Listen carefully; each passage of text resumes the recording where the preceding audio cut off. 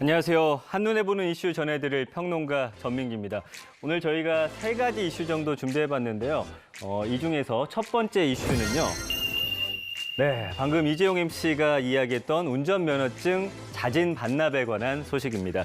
서울시에서는 운전면허를 자진 반납하는 만 70세 이상 시민들에게 최초 1회에 한해 1인당 10만 원이 충전된 교통카드를 제공해드립니다. 접수 기간은 3월 15일부터 9월 30일까지고요. 신분증 지참하시고 서울 시내 4개 면허시험장이나 31개 경찰서 민원실에 방문 접수하시면 됩니다.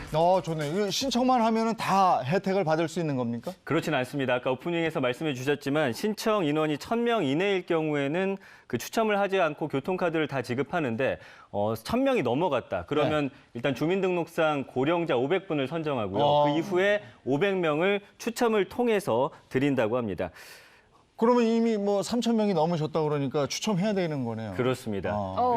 그리고 10월쯤에 이제 준다고 하는데요. 네. 선불 교통카드 신청한 주소지에서 등기로 받을 수가 있습니다. 앞서 이종 MC가 얘기했듯이 시행 2주 만에 무려 3,000명이 넘어섰고요. 현재는 그보다 많은 사람들이 지금 신청을 한 그런 상태입니다. 네, 알겠습니다. 자, 다음 소식 살펴보겠습니다. 네, 두 번째는 추나 치료 건강보험 적용입니다. 이 4월 8일, 그러니까 오늘부터 추나 치료 받을 때 건강보험이 적용이 된다고 합니다.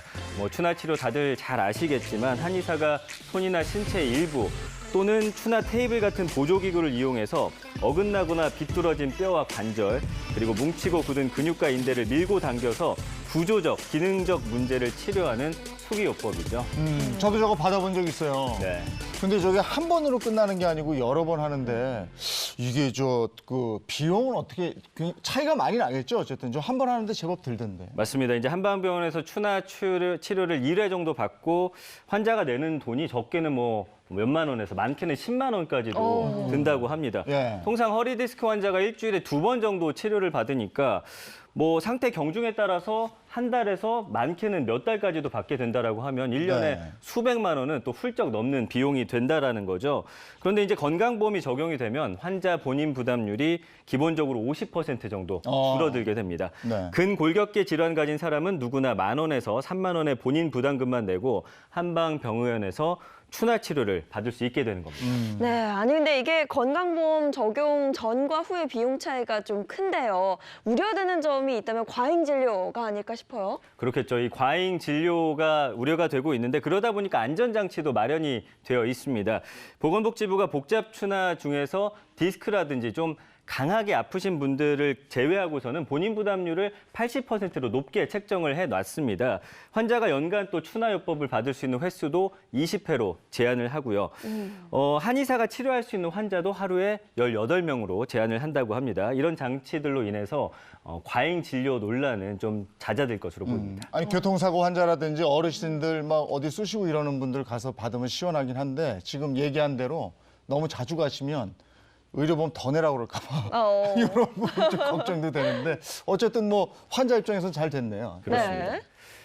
자, 마지막 이슈 살펴보겠습니다. 세 번째 이슈는요. 대형 잡화점에서 비닐봉지 사용 금지입니다. 환경부가 4월 1일부터 이 전국 백화점, 대형마트, 쇼핑몰, 그리고 복합 쇼핑몰 같은 대형 잡화점에서 일회용품 사용을 전면 금지한다고 밝혔습니다. 1월부터 3월까지 3개월의 계도 기간은 이미 거쳤고요. 4월부터는 본격적으로 단속을 진행할 계획입니다. 네, 그럼 전국의 대형마트 모두 해당하는 건지요? 최근에 저희 동네는 아직도 좀 사용하는 것 같았거든요. 그래요? 네. 그렇죠. 시행을 안 하는 곳들이 있는데 기준이 다르기 때문입니다. 이 매장 크기에 따라서 좀 달라질 수가 있는데요. 해당 법률은 165제곱미터, 그러니까 50평 이상이 되어야지만 이 적용이 됩니다. 사실상 모든 대형마트는 적용된다고 보시면 될 것 같고요. 작은 동네 슈퍼는 적용되지 않고 또 역시나 전통시장도 제외가 된다는 건 참고하시기 바랍니다. 저희 동네 마트에서는 그거줘요. 그 지역에서 하는 봉투 사는 거 있잖아요. 종량제 봉투인가? 맞아요. 네. 거기다 담아가세요 이렇게 하는데 맞습니다. 만약에 대형마트에서 이거 어기면 어떻게 되는 겁니까? 이제 위반 사항이 적발된 업체는 최대 300만 원의 과태료를 물게 됩니다. 이전에는 비닐봉지를 유상 구매하는 것은 허용이 됐는데 4월부터는 유상 판매도 금지가 되기 때문에 반드시 여러분들 장 보실 때 장바구니 챙기시는 게 좋을 것 같습니다. 아니 근데 주부님들 이런 생각하실 것 같아요. 두부처럼 물이 좀 뚝뚝 떨어지는 뭐 식료품이나 혹은 또 아이스크림처럼 녹을 수 있는 제품들은 비닐봉지를 사용해야 하는 거 아닌가요? 맞습니다. 우선 합성수지 재질로 만들어진 비닐 쇼핑백 같은 경우는 금지가 되는데 몇 가지 예외 사항들이 있습니다. 말씀해 주신 대로 뭐 물이 떨어진다든지 아니면 크기가 아주 작거나 아주 큰 대형 봉투는 제외가 되는 겁니다. 그래서 B5 용지라든지 500ml 용량 이하의 작은 봉지, 이불이나 장판같이 큰 물건을 담을 수 있는 50리터 이상의 봉지는 규제 대상이 아니고요. 또 사실은 속비닐도 원칙상은 금지인데 네. 이 아까 말씀해 주신 대로 육류나 생선, 어패류, 두부같이 액체가 셀 가능성이 있는 그런 제품이라든지 포장이 되어 있지 않고 소비자가 직접 고르는 과일이나 채소류 또는 사탕이나 젤리를 담는 비닐 사용은 제외가 됩니다. 또 아이스크림 같은 경우도 녹아서 흐를 수가 있기 때문에 속비닐에 담는 게 허용되고요. 쓰레기 종량제 봉지처럼 생분해성 수지, 그러니까 분해가 잘 되는 이런 봉지나 종이로 만든 봉지도 사용할 수 있게 됩니다. 하지만 종이 재질 양면을 합성 수지로 코팅한 봉지는 불가능하고요. 선물 세트에 사용되는 부직포 쇼핑백도 금지 대상입니다. 사용 가능한 쇼핑백 그리고 사용 불가능한 쇼핑백을 좀 참고를 하셔야 될 것 같은데 이 쇼핑백 안내 지침에 대한 정보가 환경부 중소기업중앙회 전국 지자체 홈페이지에서 확인할 수 있으니까 참고하시기 바랍니다.